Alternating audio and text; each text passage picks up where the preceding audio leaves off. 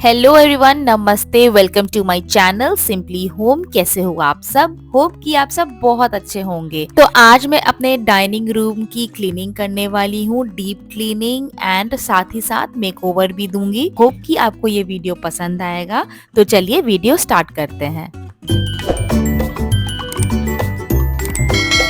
ये क्लीनिंग मैंने दिवाली के टाइम पे क्लीनिंग की थी और मेकओवर भी मैंने उसी टाइम पे दिया था, बट मैं इसे अभी पोस्ट कर रही हूँ। उस टाइम पे मैं ये वीडियो पोस्ट नहीं कर पाई थी, बट मैंने वीडियो बना जरूर लिया था।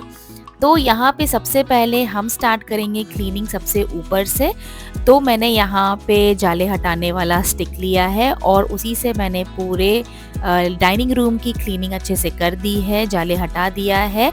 अब आपको यहाँ पे मेरा बहुत बड़ा सा विंडो दिख रहा होगा और इसको क्लीन करना पहले मेरे लिए बहुत डिफ़िकल्ट होता था, बट जब से मैंने ये इंस्ट्रूमेंट ख़रीदा है, ये बहुत ज़्यादा यूज़फुल है। बहुत क्विकली इससे आप जो विंडो है वो बहुत ही अच्छे तरीके से क्लीन हो जाता है। अब मैं यहाँ पे जितने भी कैबिनेट्स हैं इस रूम में लगे हुए, मैंने बाहर में भी कुछ कैबिनेट्स बनाए हैं अपने डाइनिंग रूम में, क्योंकि मेरा किचन बहुत छोटा है तो इसीलिए मुझे बनाना पड़ा बाहर भी, ताकि कुछ चीज़ें जो है मैं बाहर भी रख सकूं। तो इसीलिए मैं अब इसकी भी क्लीनिंग कर रही हूँ अच्छे तरीके से। मैंने यहाँ पे जो सोल्यूशन बना के मैं रखती हूँ, होममेड सोल्यूशन विनेगर और डिश वॉश का, तो उसी से मैं पहले इसको स्क्रब कर लिया है अच्छे से, एंड उसके बाद हम इसे वाइप ऑफ कर लेंगे वेट क्लॉथ से।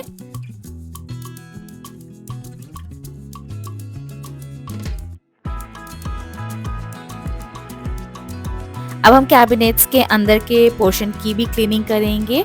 तो मैं इस तरीके से बास्केट में जो भी स्नैक्स होते हैं उसको मैं रखती हूँ, क्योंकि डायरेक्ट अगर हम इस तरीके से स्नैक्स या कुछ भी पैकेट्स रखेंगे तो वो दिखने में अच्छा नहीं लगता है। तो इसीलिए अगर कोई ग्लासेस का कैबिनेट है तो उसमें आप इस तरीके का बास्केट रखें तो वो दिखने में अच्छा लगेगा और आप उसमें अपनी चीज़ें भी रख सकते हैं और बिल्कुल पता भी नहीं चलेगा। कैबिनेट्स बहुत यूज़फुल होते हैं, बट वो दूर से अट्रैक्टिव लगे तो उसको थोड़ा सा डेकोरेट करना भी बहुत ज़रूरी होता है। मैं इस तरीके से कुछ इस जो ब्लॉक्स बने हुए हैं उसमें इस तरह से लगा के रखती हूँ और इसके फ्लावर्स को मैंने निकाल के धुलने में रख दिए हैं। अब मैं जो नीचे के जो सरफेस एरिया है उसको भी मैं अच्छे से क्लीन करके, और जो भी चीज़ें मैं उसके ऊपर रखती हूँ डेकोरेट करने के लिए, मैं उसको भी अच्छे से वाइप कर रही हूँ। और साथ ही साथ ग्लास जो है उसको भी मैं यहाँ पे क्लीन करूँगी। और ग्लास क्लीन करने का मैंने आपको पहले ही बताया है, बहुत अच्छा ईजी तरीका है। पहले आप उसे वेट क्लॉथ से एक बार वाइप कर दें, एंड देन आप एक न्यूज़पेपर ले सकते हैं एंड उससे आप इसे क्लीन करेंगे तो बहुत ही अच्छे तरीके से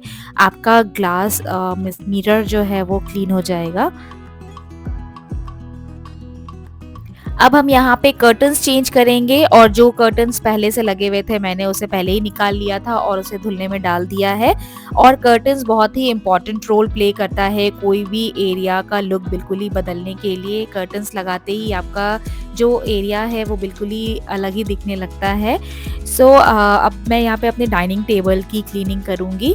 तो जो भी डाइनिंग टेबल्स में लगे हुए क्लॉथ है उसको मैं पहले हटा लूँगी, और यहाँ पे मैं वॉल की भी साथ साथ में क्लीनिंग कर रही हूँ, क्योंकि वॉल्स में भी कई सारे दाग लग जाते हैं हाथ के, या फिर जब हम इसके ऊपर चढ़ते हैं कर्टन्स लगाने के टाइम पे, या किसी भी चीज़ से इसमें स्टेन लग जाता है। तो इस तरीके से वाइप में कर देती हूँ तो बहुत अच्छे तरीके से वो क्लीन हो जाता है। अब मैं यहाँ पे वापस से डाइनिंग टेबल पे आ गई हूँ। सारे जो कपड़े इसमें लगे हुए थे मैंने हटा दिया है और इसकी बहुत ही अच्छे तरीके से क्लीनिंग करेंगे। अंदर अंदर की तरफ भी काफ़ी सारे जाले हो जाते हैं, तो इसको अच्छे तरीके से वाइप करना ज़रूरी है, क्योंकि अगर आप इस पर न्यू क्लॉथ स्प्रेड करेंगे तो उसके पहले इसको क्लीन करना बहुत ज़रूरी है। तो इसीलिए अच्छे तरीके से जो भी चेयर है या सारी चीज़ें हम इसको क्लीन कर लेंगे। एंड यहाँ पे मैंने बहुत ही ब्यूटीफुल सा टेबल क्लॉथ भी मंगाया है, और इसको मैंने मिंत्रा से मंगाया है, और कर्टन्स भी मैंने मिंत्रा से ही मंगाया है। सारे लिंक्स आपको डिस्क्रिप्शन बॉक्स में ज़रूर मिल जाएगा, आप चाहे तो चेकआउट कर सकते हैं। तो इसको मैंने स्प्रेड कर दिया है। एंड अब मैं यहाँ पे रनर मेरे पास नहीं था सेम कंट्रास्ट में। मैंने सोचा कि अब सारी चीज़ें ब्लू और वाइट में हो रहा है तो फिर एक थीम क्रिएट हो जा रहा है, एंड मेरे पास सेम कलर में रनर नहीं था, तो मैंने इस तरीके से दुपट्टा लिया है जो कि ब्लू कलर का मेरे पास था। तो आप इस तरीके से क्रिएटिव हो सकते हैं, अपने दुपट्टे का यूज़ करके आप यहाँ पे इस तरीके से रनर बना सकते हैं। तो मैंने भी सेम वही किया है। मैंने यहाँ पे दुपट्टा लिया है और उसको अच्छे तरीके से फोल्ड करके उसे लगा दिया है।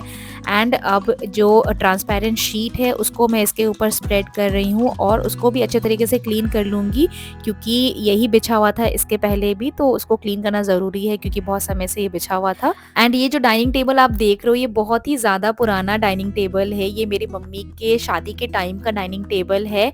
एटलीस्ट इस डाइनिंग टेबल को 32 टू 34 ईयर्स हो चुके होंगे। एंड इसे मैंने अभी अपने पास रख लिया है क्योंकि जब हम यहाँ पे न्यू शिफ्ट हुए थे तो फिलहाल तो हमने डाइनिंग टेबल अभी लिया नहीं है, और मेरी मम्मी के यहाँ न्यू डाइनिंग टेबल आया था तो मैंने इसे ले लिया है और इसे ही अभी यूज़ कर रही हूँ। एंड इस डाइनिंग टेबल को मैंने यहाँ पे थोड़ा सा न्यू लुक देने की कोशिश की है। तो जनरली जो न्यू चेयर्स आते हैं, आजकल जो चेयर्स आते हैं उसमें आपको गद्दे लगे हुए मिलेंगे, तो इस चेयर में ऐसा कुछ नहीं था, तो बैठने में थोड़ा सा डिस्कम्फर्ट तो होता है। सो मैंने यहाँ पे एक कुशन मंगाया है, आप इसे गद्दा कह सकते हो, छोटा सा गद्दा है ये जो कि आपके चेयर्स पे बहुत अच्छे से फिट हो जाएगा।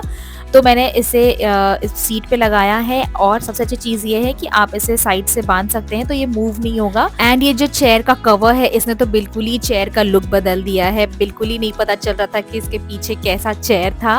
एंड अभी ये बिल्कुल ही रॉयल लुक देने लगा है। एंड जो भी एसेंशियल चीज़ें होते हैं जो डाइनिंग टेबल पे रखने की होती है वो मैंने यहाँ पे रख दिया। अब मैं यहाँ पे अपने डाइनिंग रूम के दूसरे साइड में आ गई हूँ और इस एरिया में मैंने अपने क्रॉकरी यूनिट बनवाया है।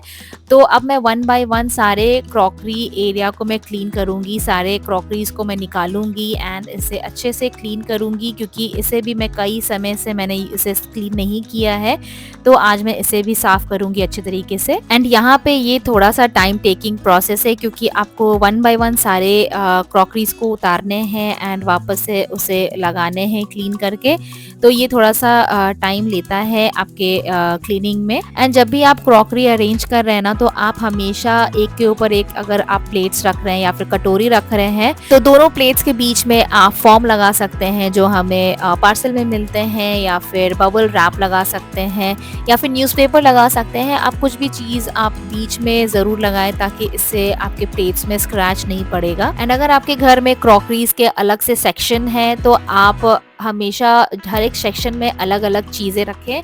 जैसे अगर आप ग्लास रख रहे हैं तो एक ही एरिया में आप ग्लास रखें एंड प्लेट्स एक में रखें। इस तरीके से आपको चीज़ें निकालने में इजी होगी।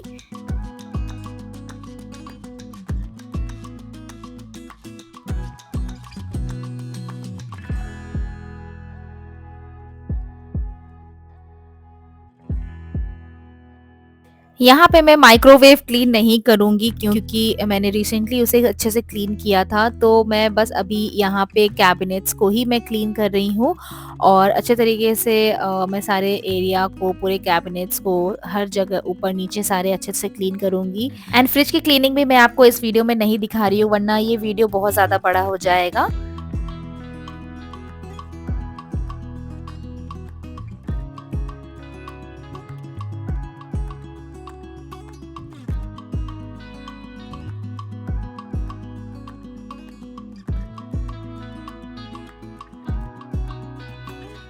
एंड जब मैंने यहाँ पे सारे कैबिनेट्स की अच्छे तरीके से क्लीनिंग कर दी है तो उसके बाद हम यहाँ पे लास्ट में झाड़ू लगाएंगे।